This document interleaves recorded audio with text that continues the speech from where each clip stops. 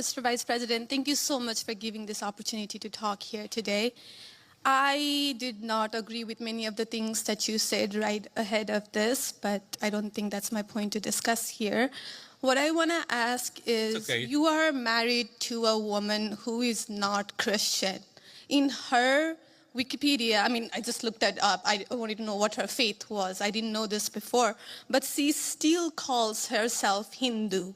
You are raising three kids in interracial, cultural, racial, religious household. How are you maintaining or how are you teaching your kids not to keep your religion ahead of their mother's religion? Or how are you teaching them that your kind, they're that kind who got here just few years or few decades ago is different or is better than your mom's kind who got here just a generation before? How are you balancing that? And when you talk about too many immigrants here, when did you guys decide that number? Why did you sell us a dream? You made us spend our youth, our wealth in this country and gave us a dream. You don't owe us anything. We have worked hard for it. Then how can you as a vice president stand there and say that we have too many of them now and we are going to take them out to people who are here rightfully so by paying the money that you guys asked us? You gave us the path, and now how can you stop it and tell us we don't belong here anymore? And one more thing, I'm sorry. One more thing. Sure. Do you have to There's be... a lot there. I don't know if I'm going to remember all this, but I will try. I'm sorry. I had to say all of this, and please take it with due... I mean, I'm saying all of this with due respect. Go ahead. Please. I have no intention of causing a scene here or anything, but... We're not close to causing a scene, don't worry. But we talked about Christianity, all of this. I'm not even Christian, and I'm here standing to show support. Why are we making Christianity one of the major things that you have to have in common to be one of you guys, to show that I love America just as much as you do? Why is that still a question? Why do I have to be a Christian?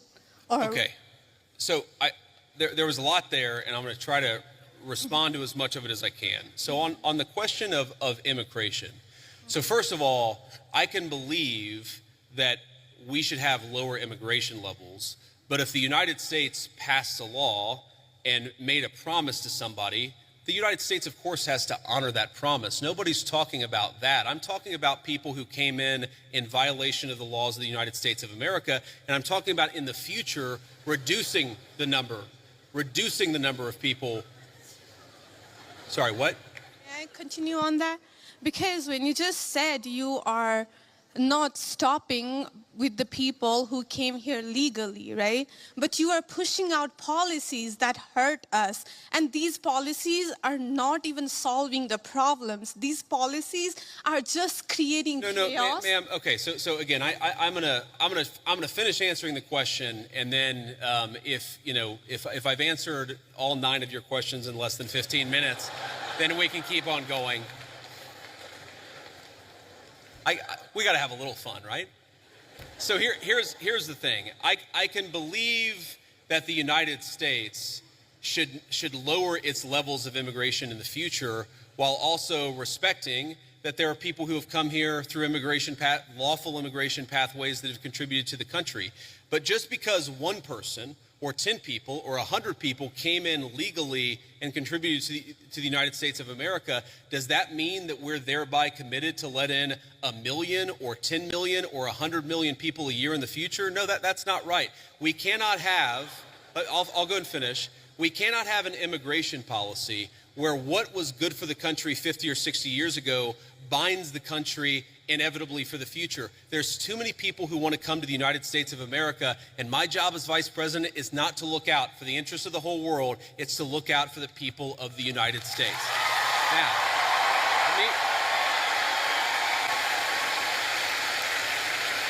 Now, you asked a personal question about our interfaith household, and yes, my wife did not grow up Christian. I think it's fair to say that she grew up in a Hindu family, but not a particularly religious family in either direction. In fact, when I met my wife, we were both, I would consider myself an agnostic or an atheist, and that's what I think she would have considered herself as well.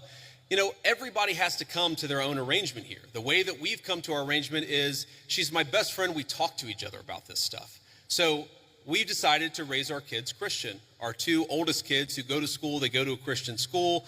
Our 8-year-old did his first communion about a year ago. That's the way that we have come to our arrangement. But thank you. My 8-year-old was also very proud of his first communion. Thank you, guys. I'll tell him that Ole Miss wishes him the best. But I think everybody has to have this own conversation when you're in a marriage. I mean, it's true for friends of mine who are in Protestant and Catholic marriages, friends of mine who are in, atheist and Christian marriages. You just got to talk to the only advice I can give is you just got to talk to the person that God has put you with, and you've got to make those decisions as a family unit. For us, it works out. Now, most Sundays, Usha will come with me to church. As I've told her and I've said publicly, and I'll say now in front of 10,000 of my closest friends, do I hope eventually that she is somehow moved by the same thing that I was moved in by church? Yeah, I honestly do wish that, because I believe in the Christian gospel, and I hope eventually my wife comes to see it the same way. But if she doesn't, then God says everybody has free will, and so that doesn't cause a problem for me. That's something you work out with your friends, with your family, with the person that you love. Again, one of the most important Christian principles is that you respect free will. Usha's closer to the priest who baptized me than maybe I am. They talk about this stuff. My attitude is you figure this stuff out as a family, and you trust in God to have a plan, and you try to follow it as best as you can, and that's what I try to do. I want to make a final point. So I don't want to cut you off. I want to be respectful to all the people behind you in line, but I want to make this point about immigration, okay? If you ask the question, what is the exact right number of immigrants for the United States to let in, it is just very specific on the context. If you go back to the 1920s, the United States passed an Immigration Reform Act that effectively cut down immigration to close to zero for 40 years in this country. And what happened over those 40 years? The many, many people who had come from many different foreign countries and different foreign cultures, they assimilated into American culture. And there was an expectation that they would assimilate into American culture. I think we have two problems in our immigration system today. And my guess is you're probably a slightly more leftist political persuasion, liberal political persuasion, maybe not. But here's the thing. I remember back in my establishment GOP days, when I was still very early getting involved in Republican politics, I remember a conservative think tank person who told me that one of the reasons why immigration was really good is that if you had enough diversity in a country, people would mistrust each other and they wouldn't join labor unions.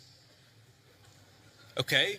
So when I see a lot of left-wing people who theoretically support organized labor saying we need to flood the country with a limitless number of immigrants, they're unwilling to set any limitations on it. My response to that is you are destroying the very social trust on which American freedom and prosperity was built. And that is really important to me. So the honest answer to your question, what is the exact number of immigrants?